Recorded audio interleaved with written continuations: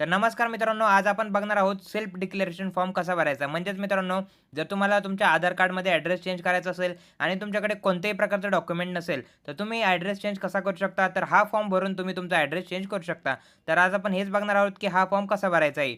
हा फॉर्म भरून तुम्हाला ॲड्रेस चेंज कसा करायचा आहे, त्याबद्दल सुद्धा आपल्या चॅनलवरती एक व्हिडिओ असणार आहे. आजच्या व्हिडिओमध्ये फक्त हा फॉर्म डिटेलमध्ये कसा भरायचा आहे, ते तुम्हाला मी सांगणार आहे. जर तुम्हाला ॲड्रेस चेंज करायचा असेल, तर त्या व्हिडिओची लिंक आपल्या डिस्क्रिप्शनमध्ये देतो.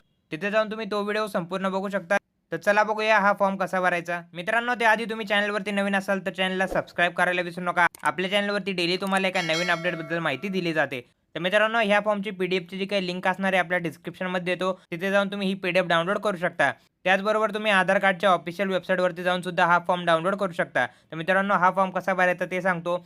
उदाहरणार्थ जर तुम्हाला तुमच्या पत्नीचा ॲड्रेस चेंज करायचा असेल तुमचं आधार कार्ड यूज करून, तर त्यासाठी तुम्हाला इथे सर्वात प्रथम पतीचे नाव टाकायचं आहे. पतीचं संपूर्ण नाव टाकून घ्यायचं आहे. पतीच्या आधार कार्डवरती जो काही ॲड्रेस असेल तो तुम्हाला संपूर्णपणे इथे टाकायचा आहे. त्यानंतर तुम्हाला इथे पतीचा आधार नंबर तुम्हाला इथे टाकायचा आहे. त्यानंतर इथे फॉर्ममध्ये खाली आल्यानंतर तुम्हाला पत्नीचे नाव टाकायचं आहे. म्हणजे ज्यांचा कुणाचा तुम्हाला ॲड्रेस चेंज करायचा आहे, त्यांचे नाव तुम्हाला इथे टाकायचं आहे. त्यानंतर त्यांचा आधार क्रमांक तुम्हाला इथे टाकायचा आहे. त्यानंतर तुमचं जे काही रिलेशन असेल त्यांच्यासोबत ते टाकायचं आहे. इथे वाईफ येणार, जर तुम्हाला पत्नीचे आधार कार्ड चेंज करायचं असेल ॲड्रेस.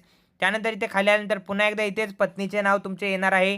त्यानंतर खाली आल्यानंतर पुन्हा एकदा तुम्हाला इथे तुमच्या पत्नीचे नाव टाकायचं आहे. त्यानंतर तुम्हाला हा फॉर्म खाली आल्यानंतर इथे तुम्हाला ज्या दिवशी तुम्हाला ॲड्रेस चेंज करायचा आहे, त्या दिवशीची डेट तुम्हाला इथे टाकायचं आहे. त्याचबरोबर इथे पतीची तुम्हाला सिग्नेचर आणि पतीचे नाव तुम्हाला इथे लागणार आहे.